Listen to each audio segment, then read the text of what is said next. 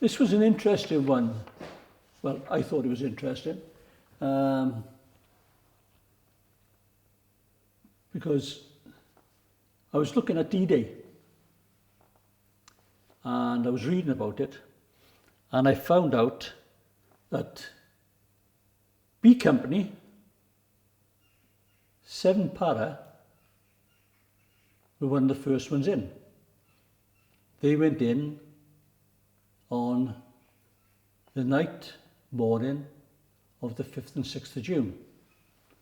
And there was only a small contingent of them that went to different locations, and I think they went in as to indicate where to land with the other paras and clear the area of any Germans.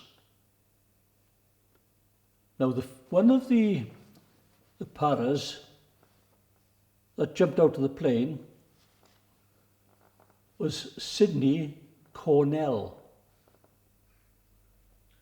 Now, Sidney Cornell was a company runner, and he was shot 3 times.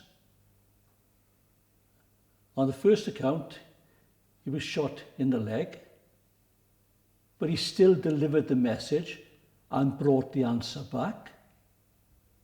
The next occasion, he was shot twice, and again, he got the message out and he got the reply back.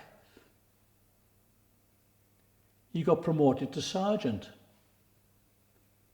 He was awarded the Distinguished Conduct Medal.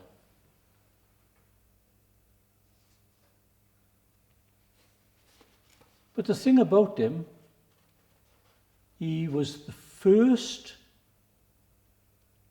member of the Paras to land on D-Day, and he was black. So when you hear all this, I was going to say crap, but I won't say that because you're not allowed to, about they weren't allowed in the army, they was just as good as us, and this gentleman proved it. He got the DCM and he got killed in 1944. I got by a piece of paper with a write-up from his commanding officer saying about what he'd done. On 18th of June 1944, his company carried out a raid on a strong enemy position. The position was stronger than expected, and the company was hard-pressed, and the wireless set destroyed. Cornell was sent back with a verbal message. He was wounded during the journey, but carried on and delivered his message correctly and set off with a reply. He was wounded a second time on his return, but again carried out and delivered the message correctly. During the remainder of this raid, despite his 2 wounds, he was outstanding for his courage and dash. The courage and devotion to duty displayed by Cornell on this one occasion was an inspiration to all who witnessed it. He was performing similar runs on countless occasions, and as he pointed out,